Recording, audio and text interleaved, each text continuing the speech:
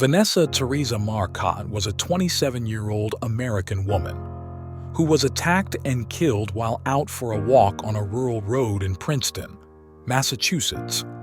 Her case remained unsolved until April 15, 2017, when authorities announced that 31-year-old Angelo Colon-Ortiz from Worcester, Massachusetts, had been arrested for her murder after being linked through DNA evidence.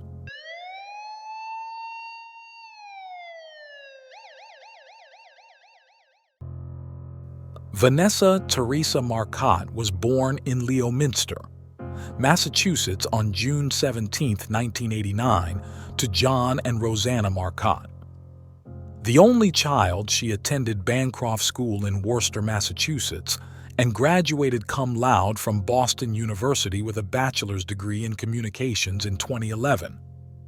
She then pursued her professional career, working at a Boston-based software development startup for online marketing called WordStream, as well as at American offices of Vistaprint. Eventually, she began working as a client service manager at Google in New York City, where she worked until her death. Although Marcotte lived in New York City, she frequently visited her mother and aunt who lived in Princeton, Massachusetts, a small rural town with a population of fewer than 4,000 residents in Worcester County. On Sunday, August 7, 2016, Marcotte left her mother's home on Brook Station Road in Princeton early in the morning for a walk, and later that same day headed back to New York City on a commuter bus. Her family notified the police when several hours passed and she had not returned. Police immediately began a search for the missing person. She was found dead on a street, on a trail in dense woods around 8:20 p.m., less than half a mile from her mother's home. Law enforcement immediately classified it as a homicide. Her body was found unclothed, with burns on her face, legs, and hands. It was also believed that she had been sexually assaulted and strangled. She suffered crushing injuries to her throat and a broken nose. Her clothing, mobile phone, and headphones were missing, and partially burned sneakers were found near her body. None of her clothing was ever found, and it is believed her killer may have taken them when fleeing. Foreign DNA was also found at the scene. According to a local witness, Marcotte stopped at the Mountain Said Market on Hubbardston Road in the afternoon to get a drink, and she was last seen alive walking and talking on her mobile phone after 1 p.m. Another witness also reported seeing a car following Marcotte, which turned around and followed her again down the road she was walking. According to authorities, Marcotte put up a huge fight during the attack, which is believed to have occurred between 1 p.m. and 3 p.m. The murder garnered significant attention from national media and was often compared to the murder of Karina Vetrano from Queens, New York, who was found killed under similar circumstances less than a week earlier. However, authorities never officially stated they considered them related.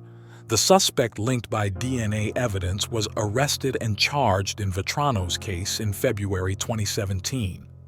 Several FBI experts publicly commented on Marcotte's murder, stating that they believe Marcotte was likely randomly attacked by a stranger and that the killer likely lived in or frequented the Princeton area. Soon after Marcotte's murder, investigators opened a 24-hour hotline requesting any information from the public and received over 1,300 messages. It was stated that Marcotte's attacker was a man who likely had scratches, cuts, and bruises on his face and hands.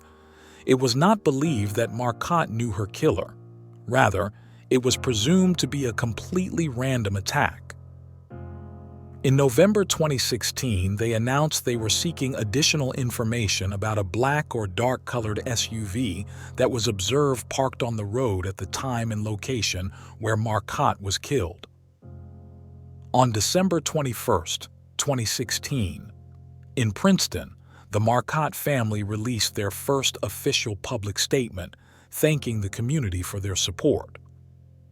On February 23, 2017, more than 6 months after the murder, Worcester County District Attorney Joseph D. Early Jr. disclosed further details of the investigation, stating that the DNA of Marcotte's killer had been sent to a lab, and a profile had been created.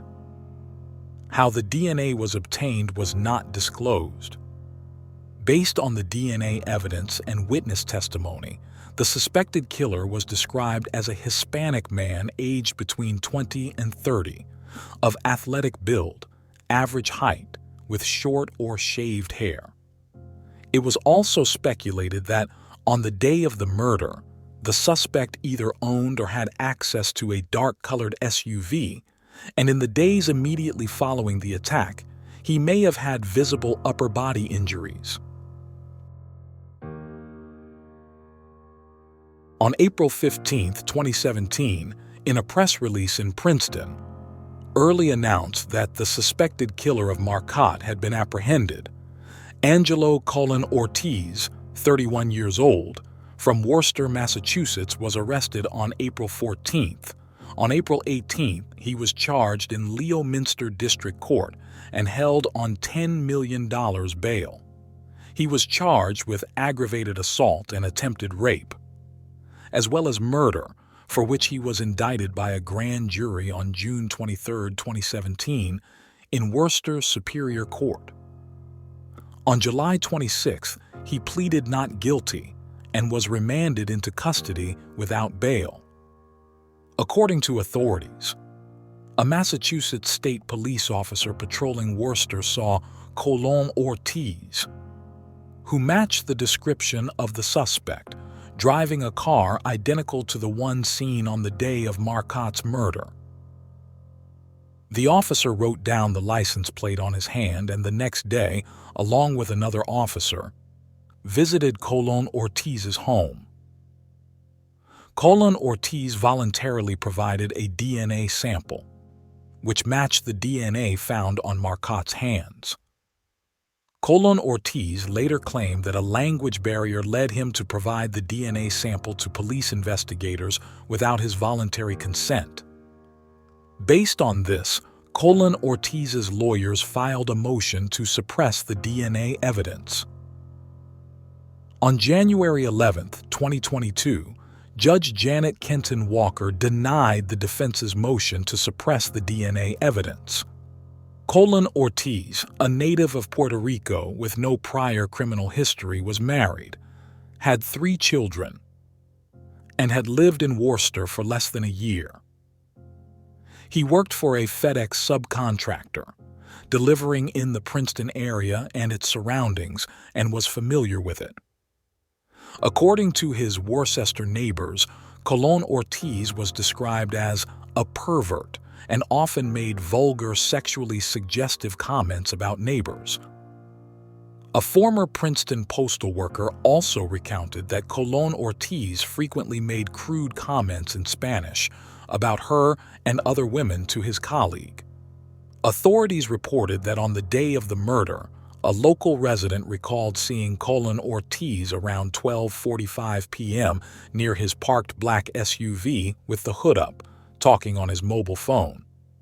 Mobile phone records and data proved that Colon-Ortiz was indeed in the area at that time. It was believed that Marcotte left her home around 1:15 p.m.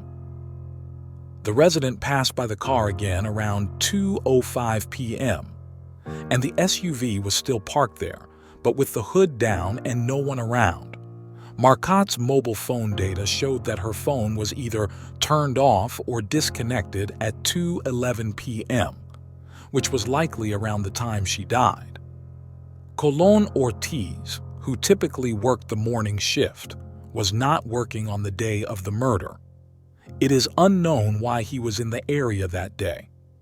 Colon-Ortiz pleaded guilty to Marcotte's murder, second-degree murder and unarmed robbery, official charges, and was sentenced to life imprisonment on November 2, 2022.